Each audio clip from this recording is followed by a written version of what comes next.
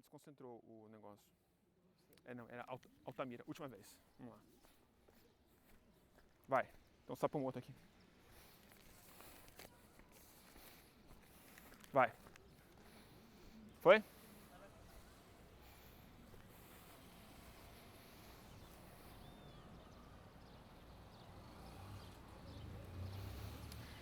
Olá! Depois de quase um ano fora do ar, a gente volta hoje com mais um episódio de Córtex, nossa série de passeios e conversas sem cortes do Estúdio Fluxo. E esses quase 12 meses de hiato aí se justificam um pouco pelo atropelo desse primeiro ano do governo Bolsonaro e como ele me botou num cativeiro em casa, fazendo as transmissões do Boletim do Fim do Mundo. E eu estou especialmente feliz de estar de volta à rua, de sair do meu cativeiro, mas principalmente por me deslocar do fim do mundo para o centro do mundo, aqui na cidade de Altamira, no Pará, às margens do rio Xingu, para conversar com uma grande amiga minha, ex-colega de redação do Estúdio Fluxo, quando o Fluxo era de fato uma redação, e que eu vi fechar as malas em 2017 para se mudar para cá, Altamira, para cobrir o mundo a partir do lugar que ela entende ser o centro dele. Minha amiga é a jornalista, escritora e ensaísta Eliane Brum, e uma das pessoas que eu considero ser uma das maiores intérpretes do Brasil hoje em dia. Sobretudo porque ela faz uma coisa muito rara e muito difícil no jornalismo, que é manter um compromisso com a apuração da realidade e dos fatos, nunca abrir mão do rigor, da objetividade, mas ela faz isso como forma de virar uma repórter investigativa da subjetividade. E acho que é isso que faz dos ensaios dela, dos artigos dela, que são sempre muito longos e muito impactantes, uma interpretação de como a brutalidade da política real, como a violência das mega obras e como a colonização da própria natureza como forma de manter o capitalismo funcionando da maneira como ele está, representa também muita violência, muita brutalidade e muita colonização do espaço interior das pessoas, da subjetividade. E a Eliane está lançando agora esse livro aqui, Brasil, Construtor de Ruínas, um olhar sobre o país de Lula a Bolsonaro, que é uma visão que ela tem dos últimos 20 anos na política, uma visão bastante lúcida, bastante dura também, e muito inconveniente tanto para fãs do Lula quanto do Bolsonaro. Enquanto analistas políticos, militantes, ativistas e eleitores tentam entender o momento do Brasil hoje como uma polarização entre dois extremos, a Eliane insiste em mostrar o que acontece em Altamira, sobretudo em torno da construção da usina de Belo Monte, como a verdadeira ação extrema que liga a ditadura militar muito exaltada pelo Bolsonaro ao projeto de desenvolvimento do PT no poder. Então a gente está aqui, já eu te explico aonde eu estou, acho que a Eliane vai explicar bem mais eloquentemente do que eu sou capaz, e ali, sentada aos pés das caixas d'água do bairro de São Joaquim, Eliane Brum. Um abraço. Saudade, Eliane. Ai, obrigada por ter vindo. Obrigado você por ter chamado. Ao centro do mundo. Então, Eliane, falando em centro do mundo, objetivamente, por que você se mudou para Altamira? Por que você escolheu ter aqui como a sua base e casa? Várias razões. Acho que a primeira delas é porque eu acredito, eu estou no grupo das pessoas que defendem que na época da emergência climática a Amazônia é o centro do mundo. A gente não tem como controlar o superaquecimento global sem a floresta viva. Então é fundamental que a gente desloque o que é centro, o que é periferia, se a gente quiser ter alguma chance de refundar o que a gente chama de humano, de enfrentar o colapso climático que está em curso. Então eu sempre falava isso, a Amazônia é o centro do mundo, como outras pessoas. E aí um dia eu estava em 2016 caminhando por aqui. Em 16, está fazendo uma reportagem aqui. Na verdade a gente estava no processo de organização de um projeto que chamava Refugiados de Belo Monte, da clínica de cuidado, né, sei, que a gente vieram psicólogos, psicanalistas, psiquiatras para cá fazer a escuta, né, das pessoas que foram atingidas por Belo Monte. Então a gente estava nesse processo, eu estava caminhando, eu me lembro bem, estava caminhando no centro de Altamira e me veio muito claramente assim, se tu diz que aqui é o centro do mundo, por que tu não está no centro do mundo? Se São Paulo que é o que está fora, o que você está fazendo lá, né? Na periferia. Né? Exatamente. Então eu disse... Tem muito... É Belo Monte que te trouxe aqui, de alguma forma. É difícil também, saber, né, o que traz a gente até aqui, mas sim, Belo Monte. É o que fez de Altamira o centro do centro, na sua opinião? Altamira é concretamente o epicentro do desmatamento, da violência na Amazônia. E ela também é também um epicentro da resistência contra todas essas violências de Estado, de empresas. Então, Altamira, concretamente, ela faz muito sentido. E eu não queria estar numa capital, eu queria estar aqui onde a floresta é ruínas. Aqui eu queria estar nas ruínas da floresta. Eu queria inverter o lugar de onde eu olho o Brasil, o lugar desde onde eu olho o mundo. Eu intuía que isso ia me fazer entender as coisas de uma outra forma, ia me fazer entender as coisas melhor, talvez. Mas eu vim para um projeto de 1 ano, né, que eu trabalho, eu acompanho algumas famílias atingidas por Belo Monte desde 2011.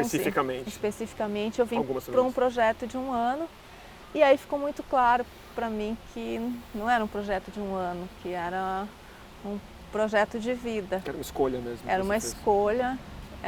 E aí eu fui entendendo, porque eu me movo muito na vida por intuição. É claro que tem racionalidade na intuição. A gente espera que sim. Não. Mas assim, eu me movo muito por intuição. Então eu sentia que eu precisava vir. E levei 1 ano para chegar aqui depois que eu disse, não, eu preciso vir. Mas eu só vou entender por que eu vim, às vezes, muito tempo depois de vir. E eu acho que eu estou aqui me desbranqueando, que é provavelmente um processo que eu vou morrer em processo. Possivelmente, né? Porque é muito difícil desbranquear. Mas um outro jeito de me entender no mundo, de entender o que eu sou, de entender como a gente... Aí parece uma coisa meio esotérica, Bruno, assim, mas não é. E eu sempre fui alguém muito cética. Mas quando a gente vive em São Paulo, né, onde tu mora, eu morava, a gente vive uma vida... A cidade é uma camisa de força de concreto sobre a natureza. O mundo inteiro é uma camisa de força de concreto, né? O concreto ele está se espalhando. Sempre lembro daquela cena do amianto, que é algo que eu sempre cubro há muito tempo também, né? Que o amianto ele vai tomando o pulmão e vai criando um pulmão de pedra, né? Uma coisa que chama, né, popularmente pulmão de pedra, porque a pessoa não consegue mais, aos poucos não consegue mais inspirar, nem expirar, não faz mais movimento, o pulmão está ali asfixiado. E eu acho que a gente vive assim, então a gente não sente, a gente se desconectou de tal maneira, botou esse concreto entre a gente e a natureza, e que a gente não consegue se sentir parte de um organismo que é vivo. Tu não te entende como parte de algo que é vivo, que é esse planeta, como misturado nisso. Vamos dar uma caminhada? Vamos. A gente vai falar bastante sobre isso, que a gente vai sair daqui e chegar na beira do rio, no final da nossa caminhada. Mas eu só queria terminar para não parecer claro, tão louco. claro, não, eu só tô te chamando pra gente caminhar, senão a gente atrasa. Mas diz pra mim. Não, e aí quando tu começa a viver, mesmo aqui, né, Altamira são ruínas da floresta e ela vai virando cada vez mais ruínas, porque as árvores aqui estão sempre sendo cortadas, tudo que é verde vai sendo cortado. Essa é uma coisa que a gente reparou aqui tem em uma Altamira, raiva tem de muito raiva. pouca árvore. Não, aqui. tem uma raiva tem um ódio de árvore, a gente pode falar mais sobre isso. Um ódio de árvore. Ódio de árvore. Você sente? Eu sinto uma isso. questão de ódio mesmo, nem só uma coisa que não liga. Não. E aí, mas mesmo vivendo aqui, como eu fico muito na floresta e tu começa a te sentir de um outro jeito e aí tu começa a entender outros jeitos de ser. Hoje eu me sinto parte desse planeta de uma forma orgânica. Mesmo na ruína dele. Carne na carne do planeta. Hoje, quando eu vou para São Paulo, eu consigo sentir em mim os rios enterrados de São Paulo. O que era uma coisa que nunca tinha me acontecido antes. O meu jeito de estar nesse planeta, de habitar esse mundo já mudou. Isso me mudou completamente, mudou até a linguagem, né? Porque aí a linguagem que tu conhece e o jeito de pensamento, né? Acho que a gente tem históricos parecidos, né, de busca de conhecimento, né, na filosofia ocidental, né, a psicanálise e tal. Essas coisas já não dão conta de conhecer esse outro mundo que tu vai percebendo. Que aí precisa buscar esses outros pensamentos nos povos indígenas, nos povos beiradeiros, nos povos quilombolas. E às vezes, hoje eu me deparo, que para mim é uma coisa muito difícil, mas também muito fascinante, de eu não tenho palavras. Não é aquela coisa de que a palavra, né, que a gente sempre fala, da palavra é insuficiente para dar conta da vida, né? A palavra sempre é limitadora do sentido. Isso, tudo isso, mas é mais, assim, eu não tenho língua para falar das coisas que a sintaxe que mesmo eu percebo. Não tá lá, né? Entendo. Exatamente. Então assim, eu estou buscando aprender outras palavras, outras línguas que possam dar conta desse novo jeito de habitar o planeta mesmo. E é outro jeito de estar nele. E aí tu tinha me perguntado uma outra coisa que eu te cortei, o que era? Não, na verdade eu vou te perguntar uma coisa tão mais subjetiva do que isso. Porque você sabe que esse é o papo que eu mais gosto, né, Eliane? Mas a gente vai falar mais disso em vários outros pedaços daqui, mas o que eu queria é que a gente entendesse aonde a gente está agora. Isso daqui, aonde nós estamos, especificamente em Altamira, e o que isso aqui é. Isso aqui é um crime, Bruno. Isso aqui é um crime cometido por Belo Monte, pela Norte Energia S.A. e pelo governo brasileiro que permitiu. Vamos dar uma caminhada aqui por ele, então. Ele chama como, né, porque as palavras elas matam também, né? Então eles inventaram uma sigla que chama RUC. Então de repente as pessoas moram em RUCs. E o RUCs que é é um RUC? Reassentamento Urbano Coletivo. Tá. E o que isso significa? Então, esse é o RUC São Joaquim, onde a gente está. Aí tem vários RUCs, Jatobá, Água Azul, enfim, tem vários. A gente visitou vários aqui já nos Laranjeiras, últimos dias.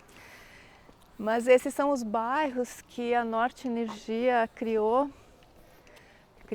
construiu. Isso aqui não é criação. Uma criação do. Bem ou mal é criado. É criado. Mal criado, mas ainda assim criado. Para colocar as pessoas que foram expulsas por Belo Monte, da onde? Expulsas das suas ilhas, expulsas das suas terras. E das áreas alagadas pelo reservatório. Expulsas aqui da beira do Xingu, aqui na cidade. A maioria daqui eram pessoas que viviam à beira do rio, que estão reassentadas nesse lugar. De alguma maneira aqui. Elas viviam na beira do rio, porque ou elas viviam na beira do rio aqui na cidade, ou elas viviam em ilhas, ou viviam em terras que o rio banhava. Muito próximas do Xingu. A cultura delas é uma cultura de rio. E essas pessoas viviam em comunidades, elas tinham uma história. Oi, tudo bem? Oi, boa tarde. Tá. Elas tinham uma história, elas tinham redes de vizinhança, redes de afetos, que significa o quê? Significa que alguém vai, né, o pai ou a mãe vão sair, os filhos vão ficar com a vizinha, elas tinham lazer no final de semana, elas tinham as festas delas, as trocas, do Rio, né? o modo de vida, né? Aí a empresa pegou uma pessoa aqui, uma pessoa ali, uma pessoa dali, outra pessoa daqui e jogou aqui. Após removê-las para as áreas alagadas. Expulsar. É porque remover é uma palavra técnica. Técnica, sim, uma palavra que quer limpar o que é muito sujo. Então os ribeirinhos, eles não deixam a gente falar em remoção, é expulsão. Uhum. E como eles foram expulsos, acho que eles têm o direito de nomear o que aconteceu com eles, né? Então, e jogaram nesses bairros, que como vocês podem ver, é impressionante, porque já é construído como ruínas, né? Esses bairros têm muito poucos anos. Pouquíssimos anos. Essas aqui acho que tem 5 anos. Acho que esse é um dos mais antigos, se não o mais antigo. E tem 5 anos. E tem 5 anos e as casas já faz anos que o Ministério Público Federal denunciou que as casas estão ruindo. E além de tudo, essas são casas que não tem nada a ver com a vida dessas pessoas, com o modo de vida. Essas pessoas sempre, a cultura daqui é assim, receber as pessoas e amarrar a rede. Então, quando eu ando por aí, eu ando com a minha rede. Onde eu chego, eu posso botar a rede na varanda da pessoa e eu durmo nessa rede. Eles fizeram casas onde não pode botar rede, não tem espaço para rede. Casa de ribeirinho sem espaço para rede.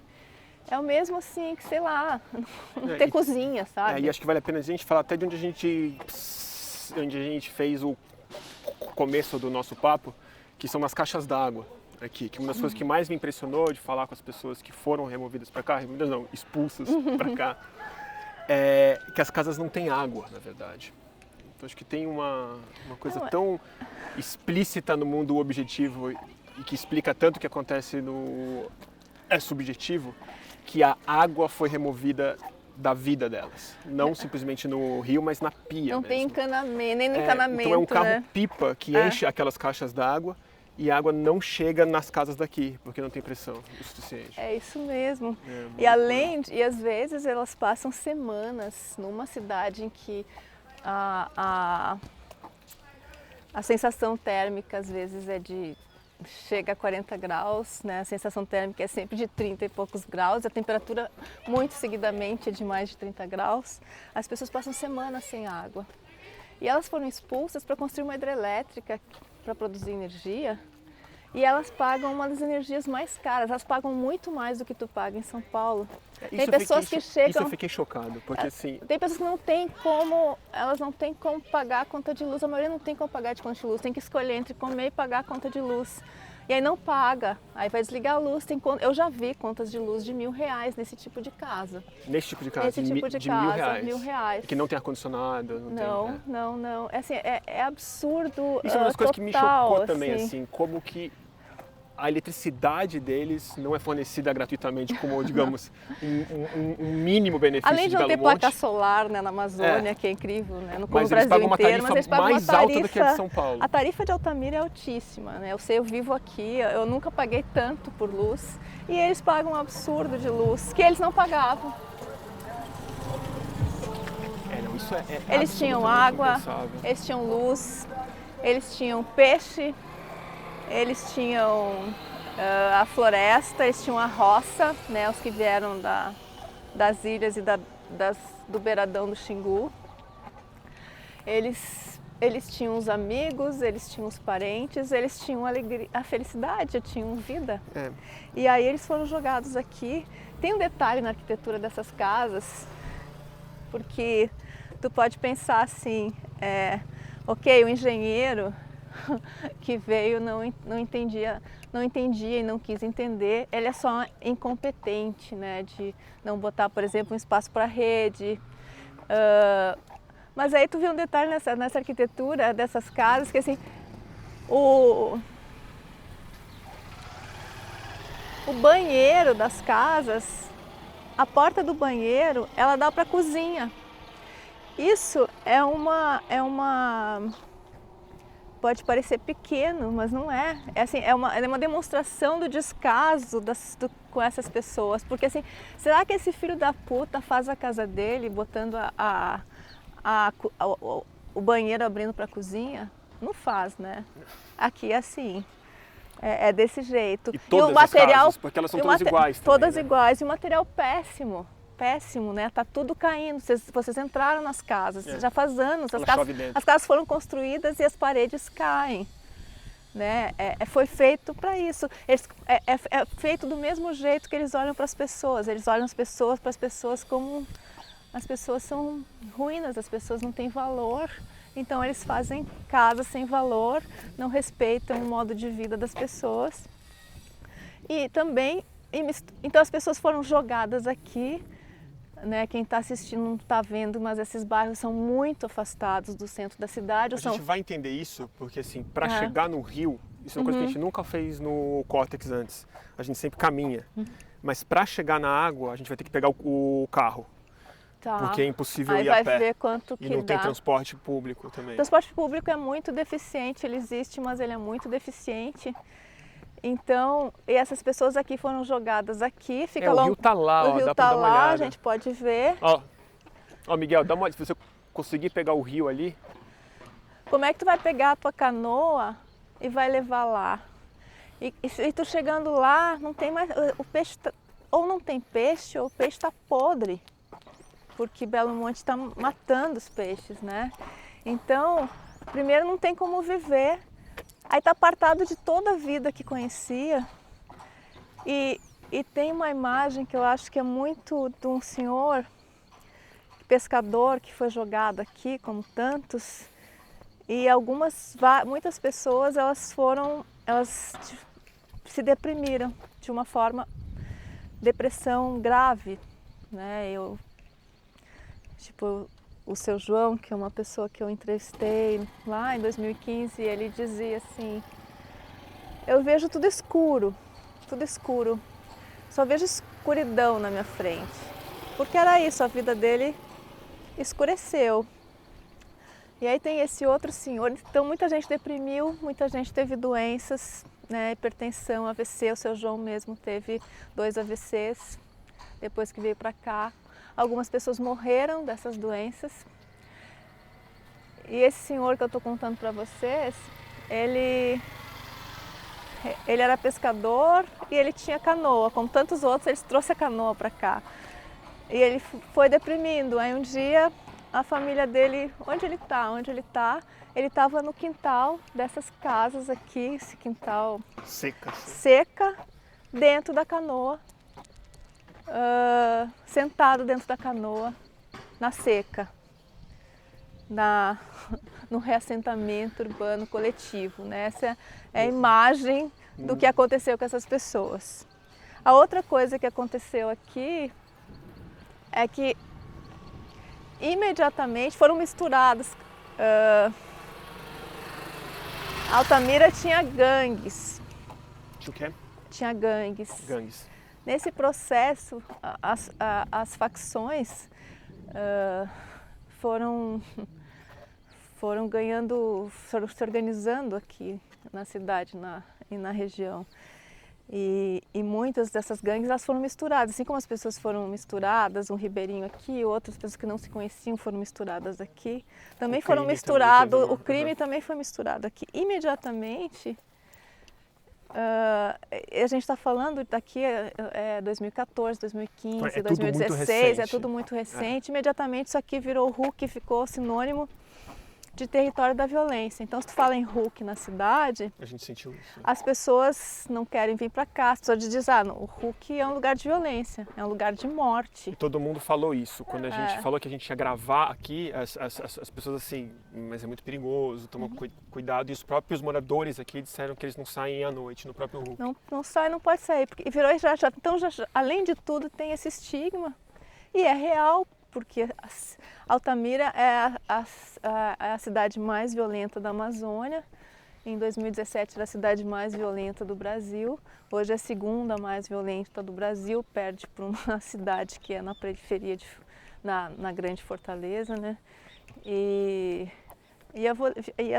a violência é contra os mais pobres, né? A violência é aqui, as pessoas, os alunos para voltar da escola à noite é muito complicado. É que tem uma coisa muito maluca, né? De ter a violência objetiva, essa violência física mesmo, criminal, né? Mas é muito contraintuitivo no Brasil. Você vê umas casas novas, um bairro planejado com asfalto, isso aqui, que ele em si é a violência, que é uma demanda de tanta gente, né? De casa, bairros, que o governo ou as empresas se responsabilizem, mas como que isso aqui em Altamira impôs uma outra forma de violência mesmo, né? Muito difícil de ser reconhecida publicamente pelo próprio Estado, é uma coisa que a gente não entende isso muito bem de São Paulo. Um tipo de cidadão, é um tipo de sonho que é atribuído a um tipo específico de brasileiro, né? É uma ideia de casa, né? Isso foi um conflito, foi uma violência aqui também. Essa é uma ideia de casa e é uma ideia de vida, porque as pessoas que fazem isso, elas imaginam, bom, essas pessoas são pobres. Isso a gente ouviu muito no processo. Elas moravam em palafitas, como se a palafita não fosse uma criação arquitetônica muito interessante. Não, palafita. Elas moravam em palafitas, elas eram pobres. Por que elas estão reclamando de agora elas vão morar numa casa? E essa ideia de casa que teve, porque aí os técnicos, né, da Norte Energia... Os técnicos, aliás, isso é bom a gente só fazer uma pequena pausa, eles moram aqui, né? Que é um condomínio de funcionários da Norte Energia, enfiado no meio de um RUC, mas totalmente fechado por grades, arame farpado. Parece que eles estão fazendo um tipo de condomínio, né? São uns quarteirões onde os funcionários da Norte Energia aí de Belo Monte vivem, totalmente isolados. Não os funcionários graduados, certamente. Isolado com muita segurança, com arame farpado e com cerca, no meio de um RUC. A gente tem que se proteger das pessoas do bairro que eles construíram. Do bairro que eles construíram, é isso que é mais maluco, porque todo esse processo de violência no Brasil, quando você pensa em São Paulo, Rio, Recife, Fortaleza, você sempre consegue estabelecer uma linha histórica muito mais longa, né? Isso aqui é tudo de 5 anos para cá, é isso que é uma loucura na minha cabeça. Total, assim. E quando eles chegavam, Bruno, assim... A ideia de casa que eles tinham era a ideia da Vila Madalena, do Leblon. Então eles chegavam nas casas ribeirinhas para botar valor no que tinha ali. Como assim? Eles faziam uma avaliação? Uma avaliação, eles que faziam, uma avaliação. Então aquela casa ali, as fruteiras não tinham valor. Eles olham para o palafita e falam, isso aqui é mais ou menos 30 mil reais. Que 30 mil? 5 mil. Não, sei lá, eu tô chutando. 12 mil. Tá. 12 mil pela vida das pessoas, pelo lugar que elas... Pela comunidade. Porque elas moravam. Porque as fruteiras, para esse povo que avaliava, não tinha, né, os pés de fruta, as plantações, a casa, que era o que, assim, as casas ribeirinhas, elas são uma arquitetura incrível, porque usa tudo da floresta, é para ficar fresco, é trançado. Mas aquilo para esses caras não tinha valor nenhum. Então eles botavam valor lá. Então imagina, que nem o seu Otávio das Chagas, que é uma das famílias que eu acompanho. Foram lá, olharam para aquilo, para eles assim, e eles dizem, não é uma casa. Então, deram 12 mil reais para ele, pela ilha que ele vivia. 12 mil? 12 mil. E assim, ele é analfabeto. Então, ele não sabia, como muitos e muitos aqui, ele não sabia o que ele estava assinando, porque ele não era capaz de ler o que ele estava assinando. Aí, é um golpe mesmo. É um golpe. Aí eles dizem, olha, se tu não assinar, tu não vai ganhar nada, tu vai ter que sair, porque tu vai sair. Tu pode sair, né, por bem ou por mal. Tu vai sair e não vai receber nada. Então o ribeirinho é analfabeto diante daqueles caras que chegam, que baixam como alienígenas ali no meio da vida dele. Ele assina com o dedo um papel que ele não foi capaz de ler, que rouba toda a vida dele. falar. E aí é jogado na periferia. O que a gente está vendo aqui... E é isso que é maluco, porque foi uma periferia feita, construída, é um território de violência construído como um território de violência. É isso que eu porque acho a violência dos grupos, das facções criminosas é uma, mas tem toda a outra violência que já foi instituída aqui. Né? Toda a violência desse processo, a violência de cortar os laços comunitários, de cortar a vida das pessoas, o modo de vida das pessoas. Isso aqui é um crime, é um processo de conversão de pessoas, de povos da floresta em pobres urbanos. É uma produção de pobres urbanos. Isso, então, bom, aqui puxo uma coisa super importante da gente conversar e que está pelo menos muito central no seu novo livro, fazendo novamente o jabá para a minha amiga Eliane. Obrigada. Né? Não, mas que é um assunto especialmente incômodo para boa parte do público que assiste o Fluxo, assiste o Córtex e tal, que é o fato de que esse processo, literalmente, ele foi uma obra do Partido dos Trabalhadores. Ele foi uma obra feita no período do PT. Né? PT e PMDB. PT e PMDB. Mas, assim, foi uma obra que a Dilma Rousseff especificamente teve como prioridade do seu governo desde antes dela ser ministra da Casa Civil. Né? Eu queria que você falasse um pouco sobre isso, assim, sobre como Altamira, muito mais do que uma localização que aconteceu uma violência, ela consegue explicar algo bem mais amplo para a gente entender o que está acontecendo na política brasileira e como você enxerga isso nessa recente interpretação do que está acontecendo na polarização política no Brasil. Belo Monte é aquela pedra incontornável para o governo do PT. E por isso que ela é tão difícil, porque ela é uma pedra enorme, né? Como eles dizem, é um grandioso projeto de engenharia que destruiu vidas humanas, e a vidas animais, mesmo, né? E está matando uma parte do rio Xingu, né? Que é a volta grande do Xingu, que talvez se transforme numa das maiores, se não formos capazes de evitar, uma das maiores tragédias ambientais da nossa história. Então, acho que a primeira coisa que tem que dizer é o seguinte: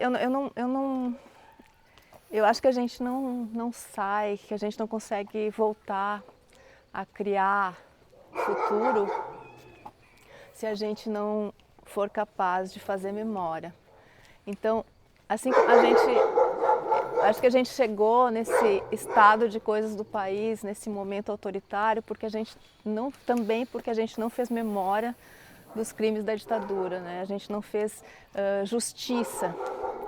Então, o Brasil não julgou, não julgou e não responsabilizou os agentes de Estado que mataram, sequestraram, torturaram. Então, um torturado da ditadura ainda hoje, às vezes isso acontece, pode se encontrar na padaria da esquina com um torturador e ele não pode fazer nada porque não foi feita justiça. Isso mostrou mais uma vez no Brasil que a vida humana vale muito pouco. Então, essa memória que é o que o governo Bolsonaro, um dos projetos do governo Bolsonaro, e um dos projetos, né, dos militares que apoiam o governo, que estão no governo Bolsonaro, é fraudar a história, apagando o pouco que foi feito de memória desse período histórico. E eu acho que a gente, e com Belo Monte acontece, tem um risco semelhante, que é uma tentativa de apagamento do que aconteceu aqui ontem, e que está acontecendo aqui, que é Belo Monte. Se o governo do PT fez coisas muito importantes e fez, e a gente também pode falar sobre isso, no meu livro eu falo bastante sobre isso, né? Especialmente na questão das cotas raciais, a PEC das domésticas, várias coisas que mudaram o país e que teve uma violenta reação por causa disso. Esse governo fez Belo Monte. Fez Belo Monte, fez Giral, fez Santo Antônio no Rio Madeira, que tem menos visibilidade que Belo Monte, mas não foi feito mas também foi feita de uma maneira extremamente violenta. Procedimento e só não continua fazendo as grandes hidrelétricas na Amazônia, que agora o governo Bolsonaro quer retomar, porque, enfim, porque teve o impeachment e também porque as commodities... Acabou o dinheiro. Acabou o dinheiro. Acho que isso é ainda mais determinante, né? Mas Belo Monte é um incontornável e a gente tem que enfrentar essa memória. Eu acho que a gente não vai em lugar nenhum sem enfrentar essas contradições, mas é muito difícil. Porque Belo Monte é uma hidrelétrica que é um projeto da ditadura militar. E durante mais de 3 décadas, os povos indígenas, os movimentos sociais do Médio Xingu, aqui a Médio Xingu, eles conseguiram evitar Belo Monte. Conseguiram evitar mesmo na ditadura, conseguiram evitar todas as tentativas de fazer Belo Monte que vieram depois, eles conseguiram barrar. Só o PT poderia ter feito Belo Monte. Isso é uma coisa que você disse no livro que me abalou muito, assim. Me explica isso, assim. Porque muitas das lideranças dos movimentos sociais aqui de Altamira são fundadoras do partido, foram fundadoras do PT. Então, quando o PT assumiu o poder em 2003, né, o Lula foi eleito pela primeira vez em 2002, o que aconteceu aqui? Todo mundo assim, respirou. Bom, agora a gente não precisa lutar tanto, né? A gente não precisa resistir tanto. A gente vai poder cuidar de outras coisas, né? E aí, de repente, começou a vir as notícias de que Belo Monte estava na mesa da Dilma, que então era a ministra de Minas e Energia. E aí as pessoas daqui foram para Brasília, né? Tem um relato muito contundente da Antônia Mello, que é a maior liderança popular do Médio Xingu, coordenadora do Xingu Vivo, né? O movimento Xingu Vivo. E a Antônia foi com um grupo de pessoas falar com a Dilma e dizer, olha, a gente quer que essa análise seja pelo menos bem feita. E a Dilma deu um murro na mesa e disse, Belo Monte vai sair. Levantou e saiu. E aí ficou claro, Belo Monte vai sair de qualquer maneira. Aí depois teve vários, o Dom Erwin Krauter, que é outra liderança histórica, que há mais de 10 anos tem escolta policial por ameaças à sua vida, né? Hoje ele é bispo emérito do Xingu. Ele foi também com grupos se encontrar. Isso é bem Altamira. Muito. Tá com pressa? Tá com pressa, né? Tem muito pouco espaço, né, para passagem, muito trânsito. E a violência, ela tá nas coisas pequenas também. E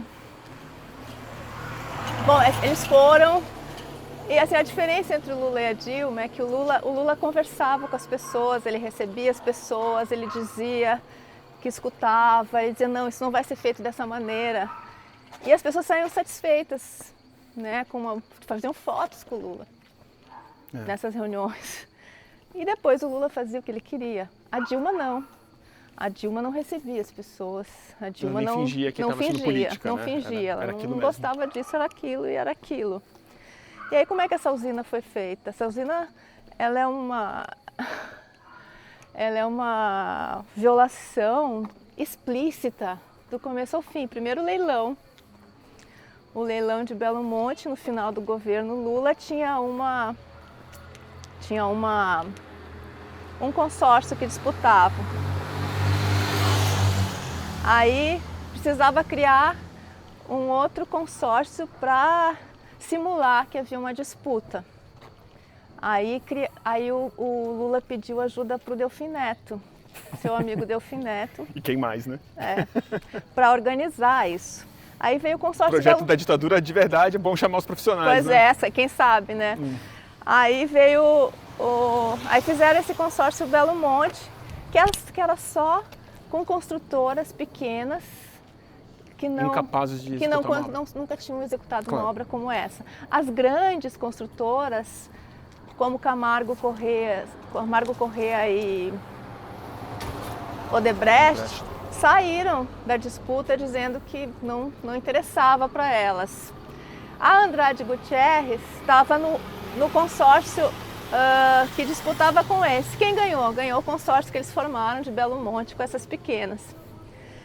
Imediatamente foi saindo no processo todas as construtoras, as grandes que não disputaram, a grande que disputou e perdeu, e também as pequenas que disputaram e ganharam, saíram do consórcio Norte Energia. Do consórcio Norte Energia, Norte Energia, não, Belo Monte. Do consórcio Norte Energia, e foram participar do quê? Do consórcio construtor, porque é na construção que está o dinheiro. Ninguém queria administrar a usina, ninguém queria ser a Norte Energia. Porque desde sempre se soube que essa usina é inviável, porque o rio fica seco metade do ano. Que ela não... Ela não ia... ela não vale a pena do ponto de vista... Não tem lucro aí. Agora, no consórcio construtor é onde está o lucro, e o consórcio construtor não precisa responder pelas violações socioambientais. Não?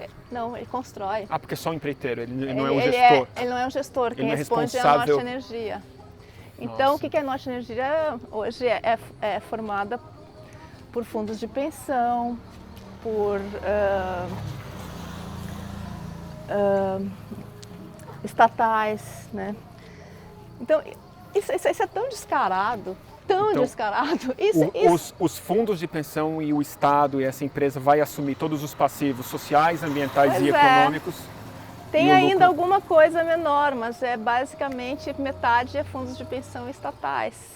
Agora eu nem sei, porque essa composição vai mudando o tempo todo. Então isso é só o leilão, isso é antes de construir e já era descarado.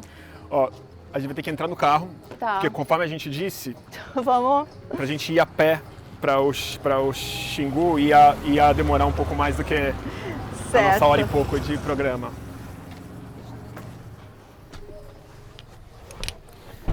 Peraí que a Suzy vai entrar aqui, ó, do seu lado.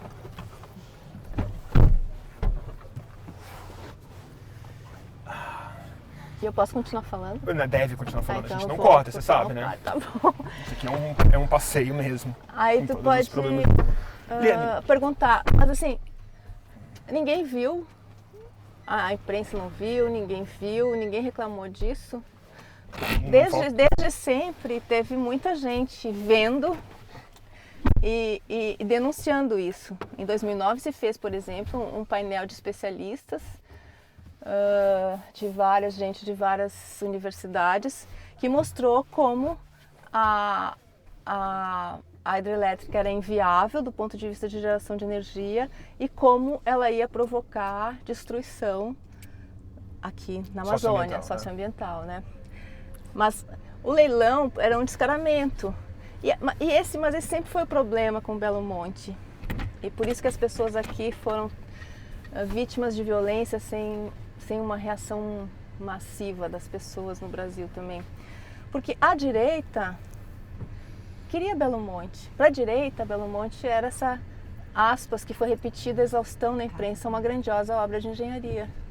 O desenvolvimento. Era o desenvolvimento. Fornecimento de energia para novos empreendimentos. Energia para indústria eletrointensiva, construção, empregos, aquele discurso que a gente conhece, né, ad eternum. E a esquerda, que é sempre quem defendeu os direitos humanos, os direitos dos trabalhadores, né, sempre se construiu assim, não denunciava porque era, como até hoje, aliada do PT. porque era um projeto do PT. Então, há pouco tempo, há uma semana atrás, 10 dias, estou meio perdida nos dias, porque eu fui para a floresta, voltei agora, eu publiquei uma matéria mostrando uma carta do diretor-presidente da Norte Energia, mostrando que na atual administração de água pode causar rompimento na barragem de Pimental. E eu recebi vários, por acaso, e o que essa matéria saiu no mesmo dia que o Lula foi libertado. Eu lembro. E as pessoas eu recebi vários e-mails e comentários nas redes sociais me xingando porque eu propositalmente tinha publicado sobre Belo Monte, é algo planejado para desmerecer a soltura do Lula. Desmerecer a soltura do Lula. Quer dizer, o fato de uma barragem ter possibilidade de rompimento, o fato da Volta Grande do Xingu estar secando, das pessoas estarem numa crise humanitária lá, com fome, porque não conseguem mais manter seu modo de vida, porque não tem mais peixe no rio, elas não conseguem nem ir e vir. Isso não importa para essas pessoas. Eu fico pensando, quem são essas pessoas? Como elas dormem? Como é que elas defendem isso, né? É que eu acho que elas realmente não vê mesmo, né? Acho que não entende. E esse sempre foi o drama de Belo Monte. Porque essa é uma questão de modo de vida que você traduz tão bem, né? Que você fala tanto disso, que é a parte invisível, é a parte psíquica, a parte humana, melhor falando, do que a gente chama de economia, de progresso, de crescimento, né? E acho que essa dimensão realmente ela não entra, porque eu acho que só existe quase que um modelo de ser humano possível, que é o que progride de uma mesma forma, né? Com um tipo de casa, um tipo de emprego, um tipo de aumento salarial, um tipo de expectativa, que é uma das coisas que mais me chamou a atenção no seu livro também. Isso, eu que acho. É como você entende o Lula, na verdade. Você está falando dele livre agora. E uma das coisas que eu acho muito boas dele estar livre, uma é que a prisão dele, para mim, é esclarecidamente, profundamente injusta, viciada, política e muito, muito errada. Mas uma das coisas boas dele estar solto, finalmente, a gente vai poder voltar a falar criticamente sobre o que ele fez e representou. E uma das coisas que você faz no livro, que eu acho muito generosa e ao mesmo tempo muito crítica simultaneamente, que é o Lula, ele não é exatamente um representante do povo brasileiro, mas de um tipo de povo brasileiro muito, muito específico. Que ele governou de acordo com o modelo de desenvolvimento, de uma expectativa de um tipo de brasileiro. E eu queria que você falasse sobre isso e como isso entra em choque frontal com o povo da Amazônia. Eu totalmente concordo contigo que assim, a prisão do Lula é uma prisão povoada de injustiça, né? Então o Lula precisava... O Lula livre precisava ficar livre. O Lula precisava ficar livre. Então isso é fundamental dizer. E para mim é muito importante, assim, como eu concordo contigo também, que é importante que o Lula fique livre, que a injustiça contra o Lula cesse, porque o Lula foi preso para não poder ser presidente, né? Então o que a gente está vivendo tem relação com essa total violação de qualquer ideia de justiça, né? Com esse abuso total de poder. E muita gente não acha que você ache isso, né? A gente te vê como uma... É porque as pessoas só leem o que elas querem, né? Tem uma parte que elas não leem, né? Então vai por aí. Então é fundamental dizer isso. Mas eu acho que, então, por isso é fundamental, foi importantíssimo que ele ficasse livre. E também eu acho que é importante que o Lula fique livre para que ele possa receber justiça, né? Para que seja feita justiça, que ele responda por aquilo que ele fez, né? Que o governo dele fez. E uma das coisas que o governo dele fez foi Belo Monte. Mas essa sempre... então, estou respondendo a tua pergunta, que eu já estava indo para o outro lado. Eu acho que é essa ideia, assim, quem é o Lula? Aí a gente tem que pensar um pouco nas subjetividades. E eu, na minha experiência de repórter, as subjetividades, elas são tão, às vezes, mais determinantes que as objetividades para produzir os acontecimentos. Concordo completamente. E o Lula é alguém que nasceu no sertão, né, do Brasil, né? Nasceu no Nordeste, no sertão nordestino, Pernambuco. E ele é aquela... Ele é daquele grupo de brasileiros que veio com a família, que migrou do sertão para Grande São Paulo. Migrou para fazer vida, para progredir na vida, na grande cidade, na indústria, na fábrica. A fábrica é algo muito simbólico, né? Muito forte na vida dessas pessoas, na ideia do progresso. Eu lembro de uma fala que o Lula conta no livro da Denise Paraná, biógrafa dele, que ele fala que o pai dele, quando voltou a primeira vez para o sertão, que ele foi sozinho primeiro, e ele falava que tinha andado por baixo da terra, e ele passou por mentiroso, e ele estava embasbacado que ele tinha andado por baixo da terra, e isso eram os túneis da Estrada de Santos, que depois a família foi conhecer. Mas lá, então, falando isso... de fato, era uma história mitológica. Era mítico, né? O progresso.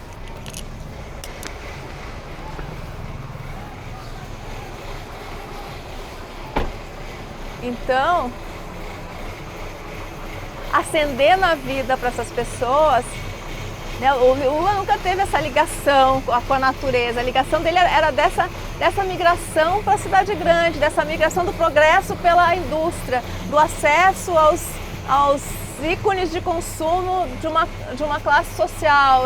Né? A justiça é econômica como o único medidor do que é justo, na verdade. Sim. Assim, né?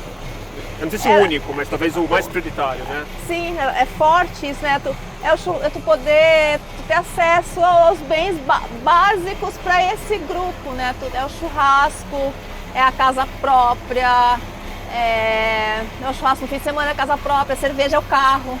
Né? Isso é ascender na vida.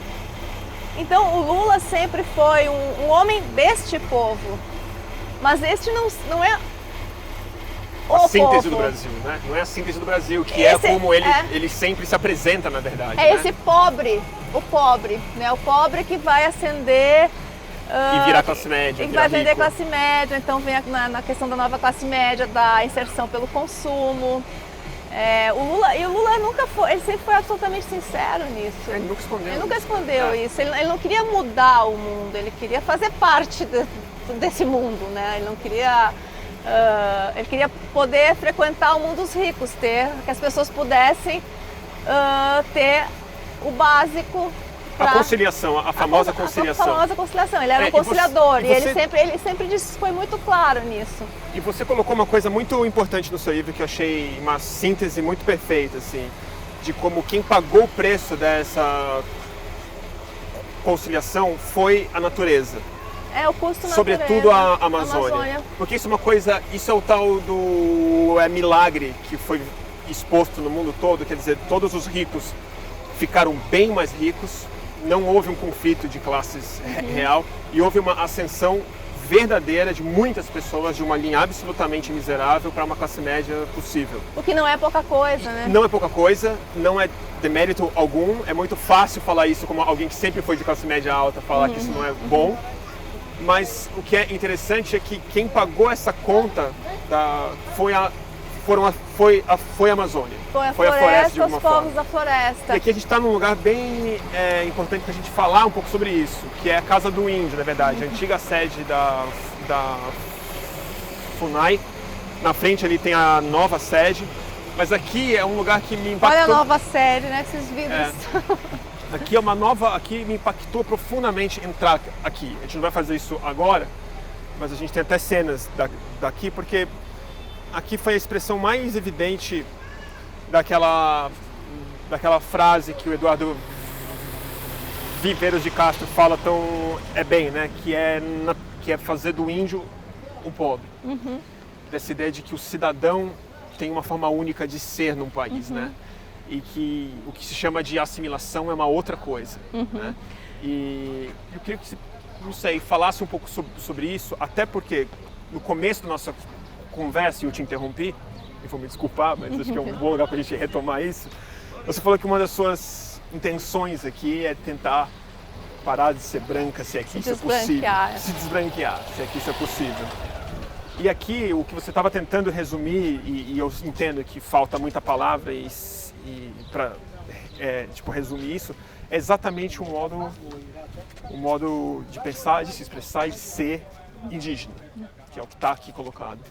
Queria que você falasse um pouco sobre isso, se essa experiência é visível em Altamira e como você está vendo esse processo de empobrecimento ou de recuperação de uma identidade indígena face ao momento político que a gente vive hoje aqui. é totalmente visível, mas assim, acho que só retomando o que a gente estava falando do Lula, esses outros povos do Brasil, eles foram invisibilizados, né? Como se o único como se o único povo é esse povo que o Lula representa, esse povo para qual que se identifica, com quem ele tem uma identidade imensa, né? Esse povo que tem esse conjunto de valores e de simbolismos na sua vida. E quem pagou por isso, por essa conciliação, por que o Lula fica tão pop no mundo inteiro? Porque ele faz essa mágica, né? Essa mágica de pobres menos pobres, sem tocar no dinheiro dos mais ricos, sem tocar nos bens dos mais ricos. Esse é o sonho do mundo, né? Um mundo que não precisa mudar. É a promessa do capitalismo utópica, exatamente essa, né? Só que como a gente sabe, a mágica não dura, né? E essa mágica custou, a mágica nunca foi mágica porque ela custou a Amazônia. É aqui onde o custo foi da natureza e o custo foi desses povos. E aí a gente precisa entender, porque isso é totalmente invisibilizado nesse Brasil que faz o projeto de Brasil, que está no poder, essas elites que estão no poder. Esses povos ribeirinhos, quilombolas, indígenas, eles não se veem nessa chave de ricos e pobres. Se eles tiverem que se ver nessa chave de ricos e pobres, eles vão te dizer que eles são ricos. Porque para eles, eu pergunto para eles, o que é ser rico? Ser rico é não precisar de dinheiro. Né? E então, eles eram ricos porque eles tinham floresta, eles eram ricos porque eles não precisavam de dinheiro. E aí... E agora precisa, Agora eles precisam de dinheiro. Até para pagar a luz, né? Até para pagar a luz, para pagar a água. Para pagar essa água. Essa água, e não tem. Então, isso é de uma gravidade, porque a gente tem que conseguir juntar as coisas. Esse processo é muito recente de Belo Monte, né? A violência de Belo Monte, né? O que a Thaís Santi, a procuradora aqui de Altamira, fala do mundo onde tudo é possível. Porque só retomando um pouquinho, né? Essa usina tem 25 ações do Ministério Público que nunca... 25 ações de tentar impedir a construção. De denúncias, né? De denúncias de todo tipo do que estava acontecendo aqui. Que só vão ser julgadas, sabe-se lá quando. Um dia vão chegar no STF, vão ser julgadas. Muitas delas foram barradas por um instrumento autoritário chamado suspensão de segurança. O governo do PT, né, o governo do Partido dos Trabalhadores, usou a Força Nacional para reprimir as greves dos trabalhadores na usina. Isso é coisa que pouca gente lembra, né? A pessoa não Força gosta de Nacional lembrar reprimiu disso. uma greve de trabalhadores e reprimiu as manifestações dos movimentos sociais. Sob o governo Dilma. Sob o governo Dilma, porque era a Dilma que construiu, mas esse projeto é do Lula, vem do Lula, né? Mas foi a Dilma que botou de pé. A última aparição pública da Dilma antes do impeachment foi justamente inaugurar Belo Monte, onde ela já sabia que ela ia cair, ela fez questão, né? Fez questão de vir aqui inaugurar... O que é justo. Belo Monte, dizendo, coerente, né? Que ela se orgulhava muito, chamando as empresas para vir para cá, né?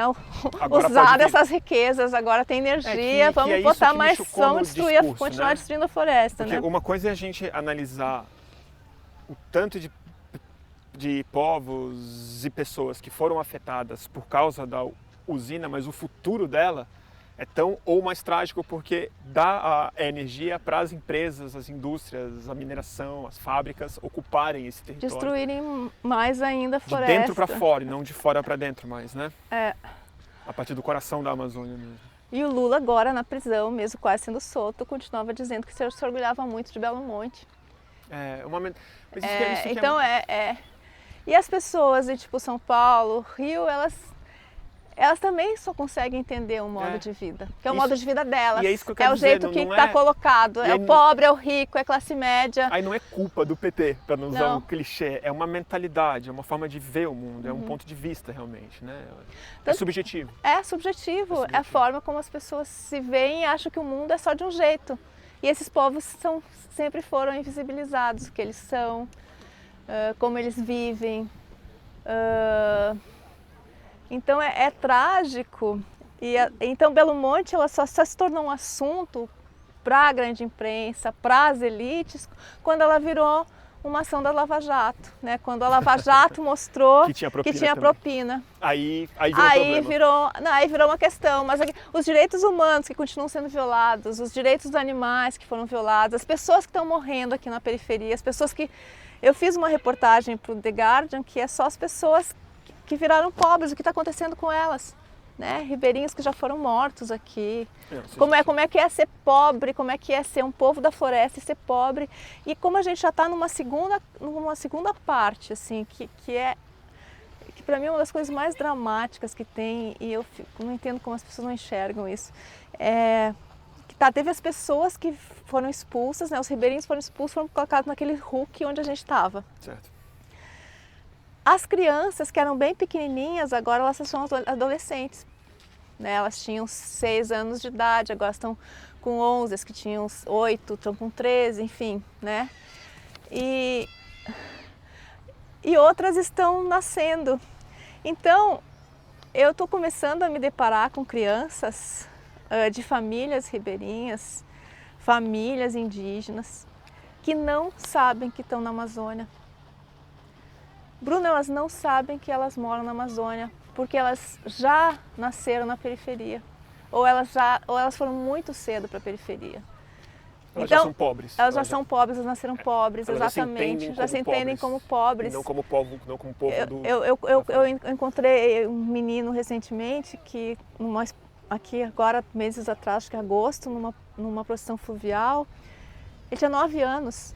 E era ele nasceu em Altamira, que é banhada, como a gente está vendo pelo rio Xingu, e ele nunca tinha entrado no rio. E sabe o que é isso?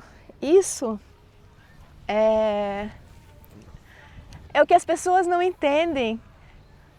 As pessoas não entendem o que é transporte público também, como isso...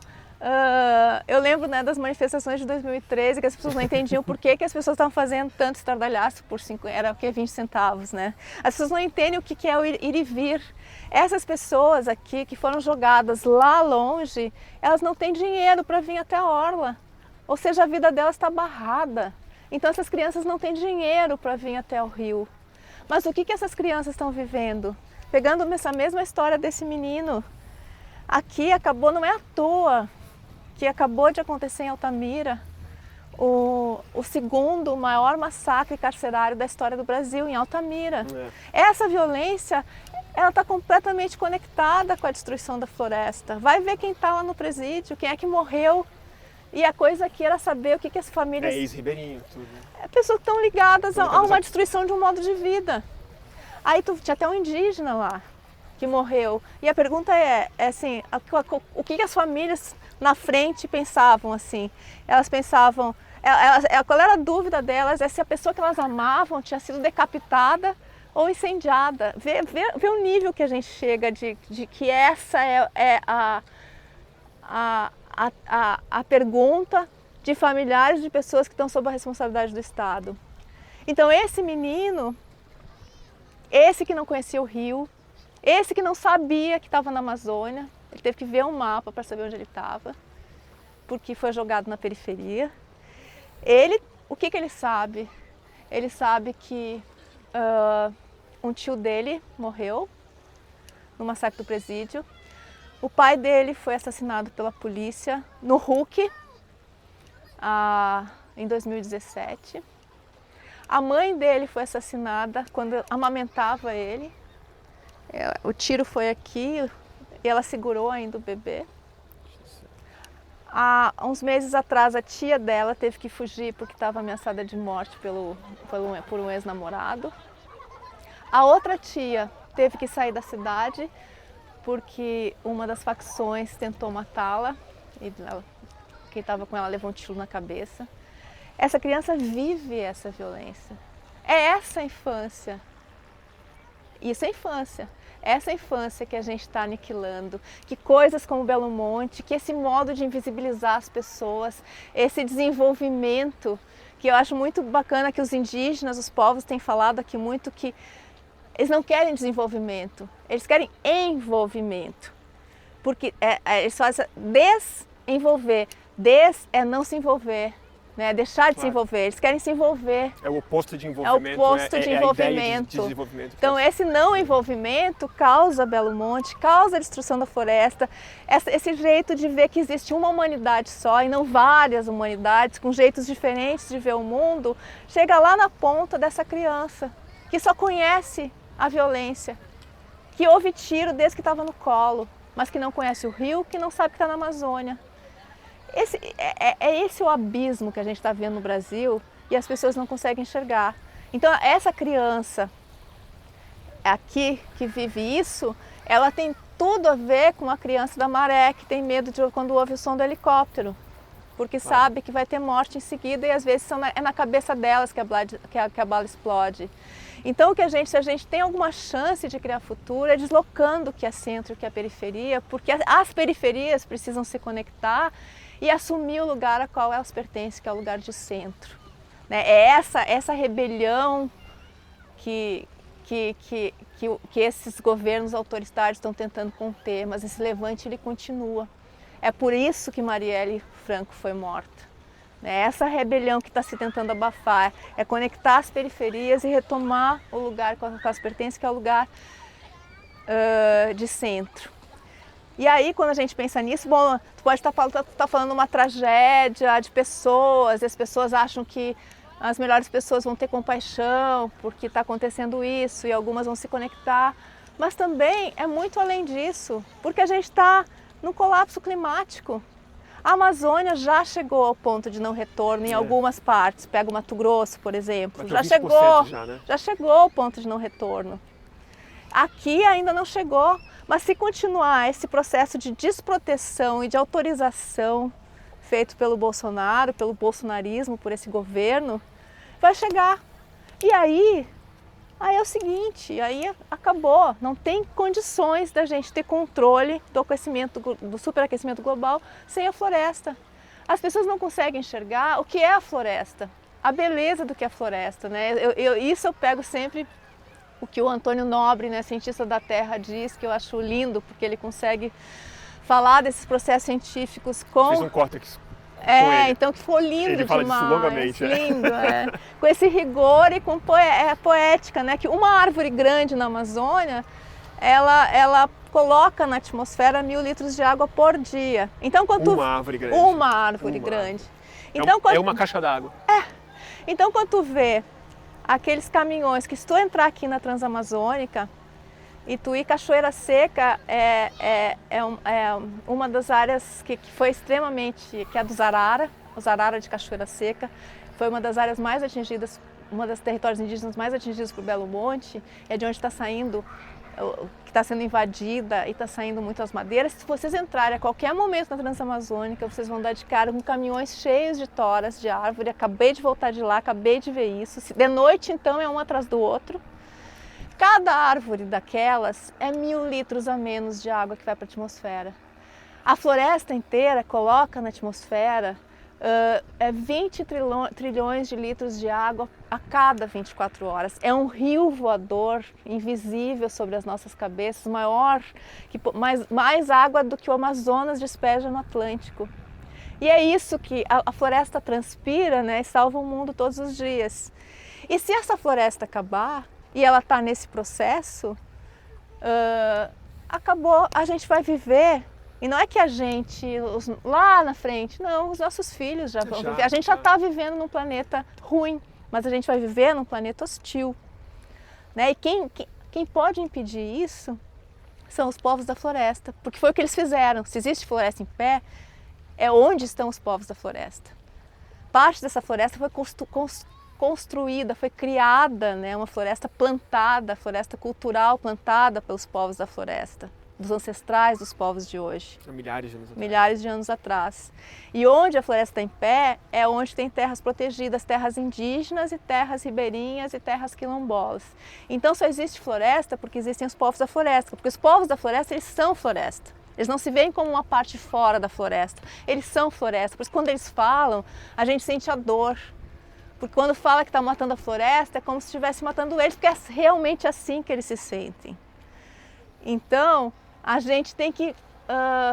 quando eu digo que eu quero me desbranquear, é porque eu quero aprender com eles, eu quero me deixar liderar por eles. Eu quero... Porque, assim, como o Eduardo Vieira de Castro diz, ele disse assim, os indígenas, eles já viveram, eles sabem como é viver depois do fim do mundo, porque eles já viveram o fim do mundo em 1500. Né? Quer dizer, milhões foram mortos, né, com a invasão dos europeus. Depois, todo o projeto era que os indígenas fossem assimilados, né, que não existissem mais indígenas, e hoje as populações estão crescendo de novo. Ou seja, a capacidade de resistência desses povos, assim, a gente não alcança. E são eles que vão ter que nos ensinar agora como é que faz para viver. Se eles quiserem nos ensinar depois de tudo que a gente fez contra os seus corpos, né? É isso que eu estou fazendo aqui, é por isso que eu estou aqui. Eu quero humildemente pedir licença para lutar ao lado deles. Não sei nem se eu encerro assim, né? Eu acho que é melhor, Eliane. Já está com 1 hora? Passou de 1 hora já? Tem mais alguma coisa que você queira falar, Eliane? Tem. Eu mal te perguntei. Na verdade, tem uma coisa que eu queria comentar com você, então. Tem uma que eu quero dizer. Tem? Tem. Ela é um bom pro fechamento? Eu não sei, eu preciso dizer isso. Tá, então diz. Não, o que eu quero dizer é para as pessoas se acordarem, onde elas estiverem, porque a volta grande do Xingu está morrendo. A volta grande do Xingu são 100 quilômetros do rio Xingu, com 2 povos indígenas, os Arara e os Juruna, e mais povos ribeirinhos. Belo Monte controla, a Norte Energia está controlando a água que vai para essa região. A vazão da água do rio é controlada por uma empresa. Por uma empresa, ou seja, uma empresa tem o poder de vida e de morte sobre um pedaço da floresta. Essa é a soberania que eles tanto falam. Esse é o nacionalismo dessas pessoas. E ainda corre o risco de uma mineradora canadense, a Belo San, terminar de arrebentar, se for autorizada a explorar ouro nessa região e depois deixar essa região com uma montanha de rejeitos tóxicos, algo que o Brasil já conhece muito bem. Então, se vocês tiverem dúvidas sobre o que ele está, precisa lutar pela volta grande do Xingu, porque senão a volta grande do Xingu vai morrer. As pessoas lá já estão vivendo uma crise humanitária, fome, pessoas que sempre viveram na floresta, que sempre foram ricas, que nunca passaram fome, estão experimentando o que é fome. Isso é inimaginável, assim, então, sei lá, a gente precisa, não é que a gente precisa acordar, a gente tem que acordar em pé, né? A gente está num momento emergencial total com o colapso climático e aqui está acontecendo isso. E aí vem a coisa que mais me choca nisso tudo, no fundo, porque a gente sabe disso, não é novidade mais, né? Mas tem alguma dimensão que é dessa mentalidade, dessa realidade do mercado, branca, do capitalismo, qualquer coisa que você queira identificar, mas que a gente não consegue imaginar de verdade esse mundo diferente. A gente não consegue virar o volante para outro lugar. E aí eu queria que você falasse um pouco assim, sobre uma coisa que nos últimos dias ficou muito presente, que a gente nem teve tempo de falar na entrevista, mas que você acabou de organizar um encontro na floresta e depois em Altamira, com gente do mundo todo, para tratar a Amazônia como centro do mundo. E você trouxe particularmente alguns ativistas ingleses, belgas, pessoas do mundo todo, junto com indígenas e tal. E você falou que você teve esse insight vendo os manifestantes ingleses e entendendo eles como indígenas. Eu queria que você dissesse um pouco por que você acredita nisso e por que você acha que... Qual é essa essência, qual é esse ponto de vista indígena que você conseguiu identificar num europeu para trazer ele para cá, para conhecer os seus irmãos, possivelmente? Então, esse encontro Amazônia Centro do Mundo na floresta, ele foi organizado por mim, pelo Instituto Ibirapitanga e pelo Instituto Socioambiental. E a ideia ela partiu dessa... Eu estava em Londres acompanhando os 2 movimentos, né? O Fridays for Future, né? Que são as greves estudantis, as greves estudantis lideradas pela Greta. e o Extinction Rebellion, né, que a gente pode traduzir, fica meio ruim de traduzir, mas é rebelião contra a extinção, né, que eu acho incrível, né, que eles bloquearam todas as pontes de Londres, têm feito vários movimentos, eu acho muito potente. E eu comecei a escutar o que eles falavam e a forma como eles entendem essa ideia de que a casa, que essa é uma casa comum, a forma como eles se manifestam contra uma vida determinada pelo consumo, né, exercida, né, em nome do consumo. Imediada, exclusivamente pelo consumo, dinheiro, né, pelo dinheiro, pelos produtos, pelas mercadorias. Né, eles dizem, não voe, fique no chão, não consome, não come carne, não, né, todo essa recusa dessa vida, esse modo de olhar o planeta, né, como uma casa onde não há os de fora, está todo mundo dentro. E como a Greta diz, essa nossa casa está em chamas, né? Eu só tinha ouvido esse jeito de falar, esse jeito de se expressar de povos indígenas e povos ribeirinhos. E aí eu fiquei pensando que tem algo muito universal que está unindo essas pessoas, mas que elas não sabiam que elas estão falando coisas parecidas. Então eu pensei assim, essas crianças são índios, mas elas não sabem que são índios. E o que elas estão falando agora, os indígenas, como estão falando há muitas décadas.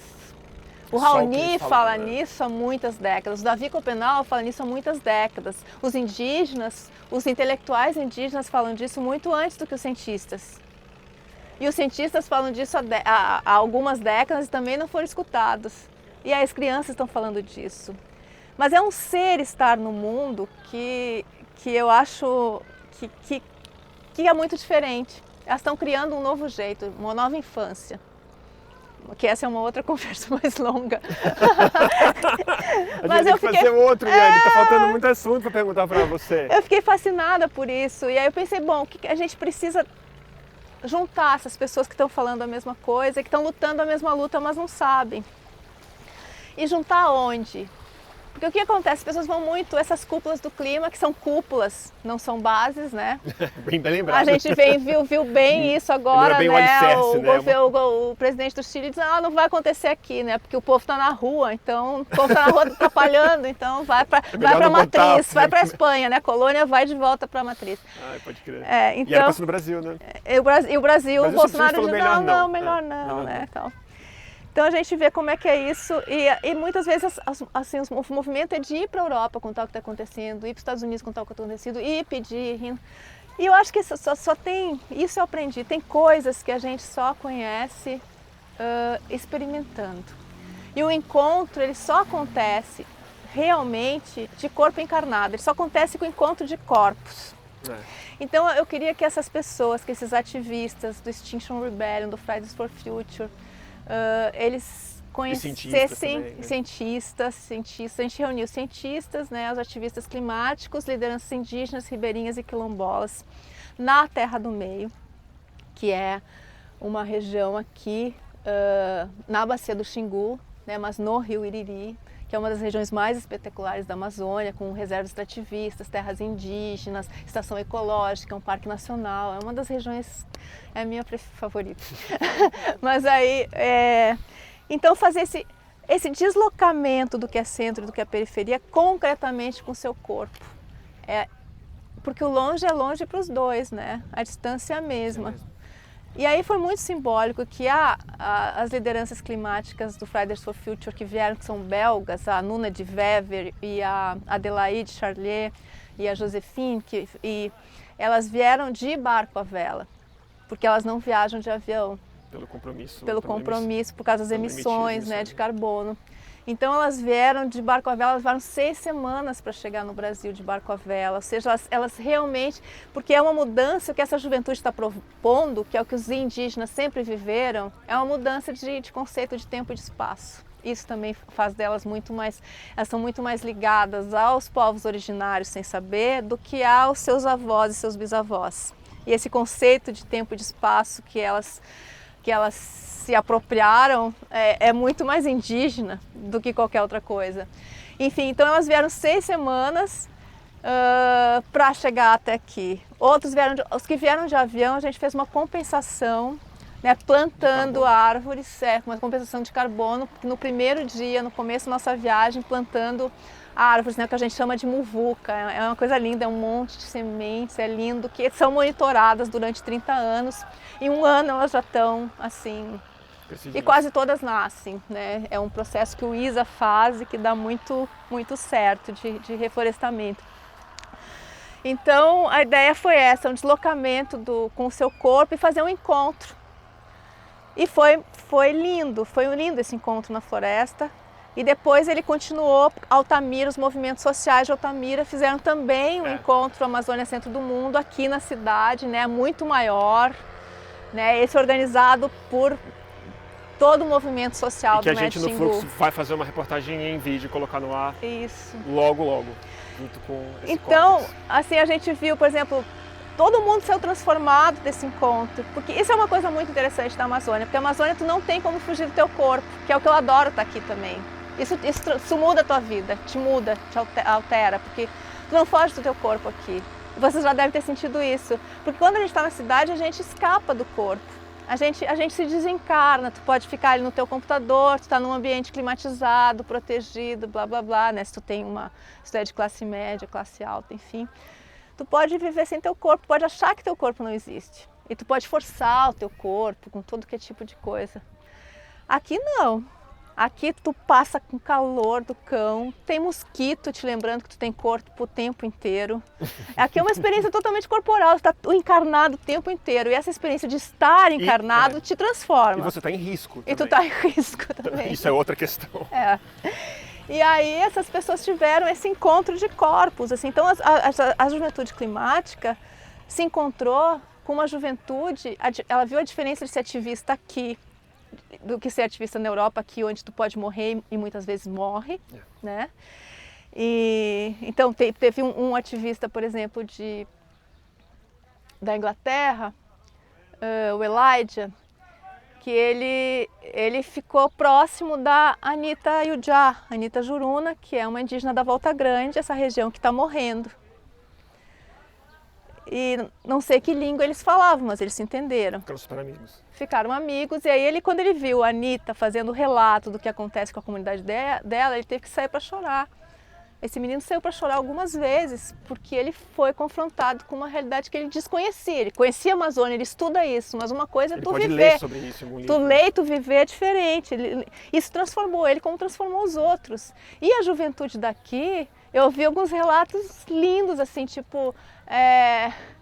Nossa, eu achava que eu lutava sozinho, que era só nós que estávamos lutando essa luta. E o mundo inteiro está lutando essa luta. E um deles me disse, eu quero ser Extinction Rebellion.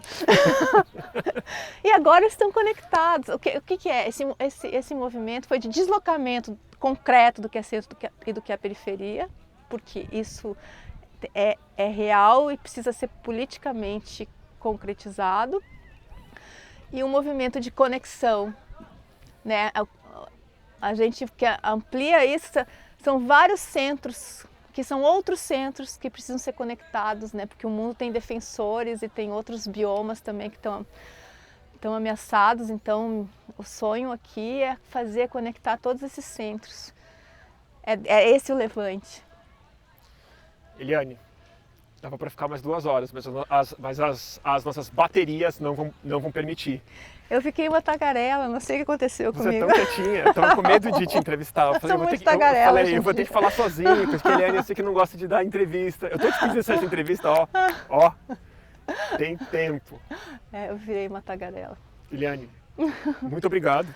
Muito obrigada por ter vindo até aqui, isso é muito grande, é um movimento importante para mim. Voltarei muitas vezes. Primeiro, agradecer nosso câmera hoje, Miguel, parceirão, estava aqui no encontro. Como sempre na câmera, produção, criação do programa, direção, Suzana Gerra, Lilo ali atrás, ajudando a gente também na produção, no caminho, na escolta toda. E mais uma vez, a quem assiste e acompanha o Estúdio Fluxo e o Córtex, lembrando que o Fluxo vive exclusivamente das doações espontâneas dos nossos espectadores. Então, se você gosta, fluxo.net/doar, é por ali que você ajuda a gente a seguir fazendo esse trabalho daqui. E Eliane, obrigado. Ai, obrigada. Falando em corpo, né? Vamos se abraçar, que eu tô com saudade de você. E eu de ti, Né? de Você vocês tem dois. indo pouco lá para nossa selva de concreto. Cada vez menos. E as margens do maravilhoso rio Xingu, casa de povos e espécies, pessoas humanas e não humanas, fica por aqui com Córtex e segue o fluxo.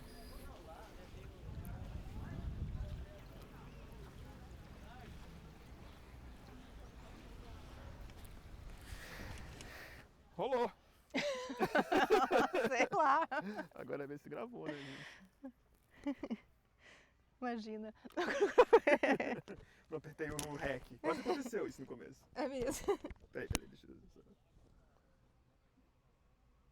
Foi.